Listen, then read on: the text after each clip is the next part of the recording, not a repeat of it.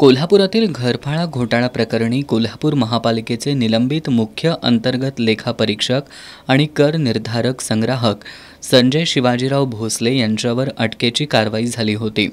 घरफाळा घोटाळ्याबाबत तक्रारीचा राग मनात धरून भूपाल शेटे आणि त्यांचा मुलगा प्रसाद यांच्याविषयी व्हॉट्सॲपवर बदनामीकारक आणि जीवे ठार मारण्याची धमकी देणारा मजकूर व्हायरल केल्यानं लक्ष्मीपुरी पोलीस ठाण्यात तक्रार दाखल केली असल्याचं भूपाल शेटे यांनी सांगितलं। न्यायालयाच्या आदेशानं संजय भोसलेला 29 दिवस जेलमध्ये ठेवलं। प्रशासक बलकोडे मॅडम यांनी त्यावेळी त्याला निलंबित केलं। त्याला दररोज हजरी आहे।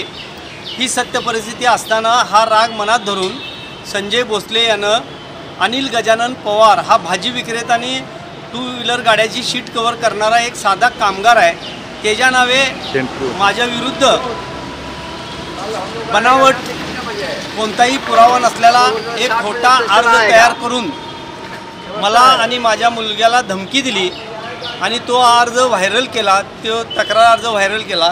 तो जर तुम्ही अर्ज बघितला तर त्या अर्जावर त्या अनिल पवारला साधी सही पण करता येत नाही असा तो अर्ज आहे। तेव्हा त्याला लिहिता येत नाही, वाचता येत नाही आणि त्यामुळं मी माननीय जिल्हा पोलीस प्रमुख आणि लक्ष्मीपुरी पोलीस स्टेशन येथे संजय भोसले आणि अनिल गजानन पवार याच्या विरुद्ध तक्रार दाखल केली।